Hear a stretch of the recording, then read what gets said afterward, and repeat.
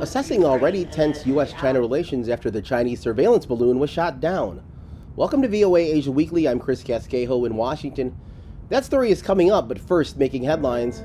The United States has renewed a warning that it will defend its treaty ally, the Philippines, if Filipino forces come under attack in the disputed South China Sea. The statement came after the Philippines accused the Chinese Coast Guard ship of beaming a military-grade laser at a patrol vessel that briefly blinded some of its crew.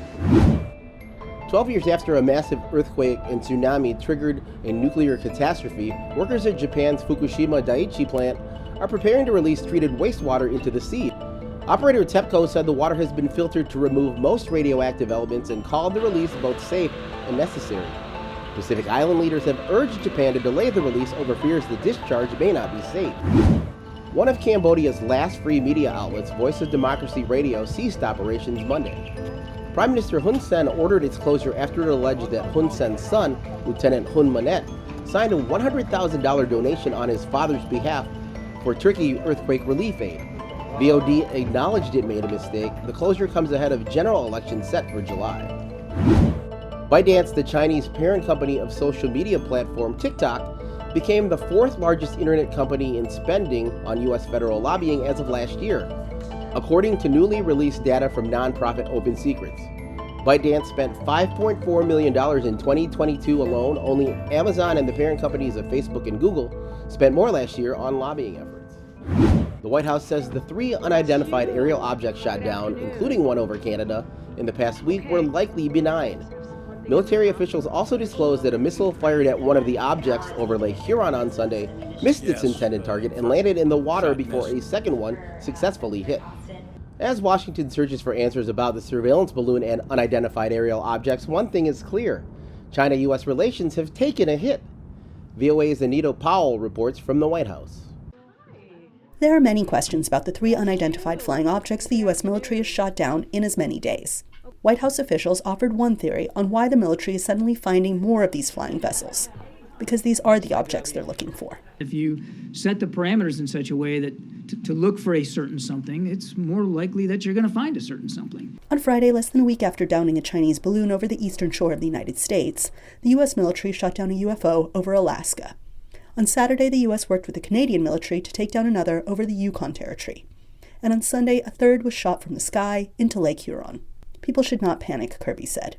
We do not assess that these most recent objects posed any direct threat to people on the ground. But if the truth is out there, it's clouded by China's anger over what they say is unfair U.S. punishment for a weather balloon that simply drifted off course and across the entire continental U.S. The U.S.'s abuse of force, overreaction, and escalation of the situation goes against the spirit of international law and against international practice. Now they are hyping up, exaggerating, and exacerbating the situation, using this as an excuse to illegally sanction Chinese enterprises and organizations. The White House said there is no current plan for President Joe Biden to talk to Chinese President Xi Jinping. And Kirby said the Chinese military is not interested in speaking to the U.S. Defense Secretary. He also repeated claims that the U.S. does not have surveillance aircraft in Chinese airspace. That, says analyst Emily Harding, sets up tension with Beijing and raises serious questions for Washington, questions that Kirby could not answer when asked on Monday. I think the messages that are sent to Beijing is, hey, we caught you, we know what you're up to, cut it out. I think the more interesting question right now for the Pentagon is going to be, what are the rules of engagement on these? Suddenly we found these objects that are floating over the northern United States, and are we going to try and shoot down every single one of them that floats over the airspace, or are we going to come up with a much better way of determining what is and is not a national security threat? Which leaves the biggest question of all. Once investigators learn what the objects are and what they were doing, what then?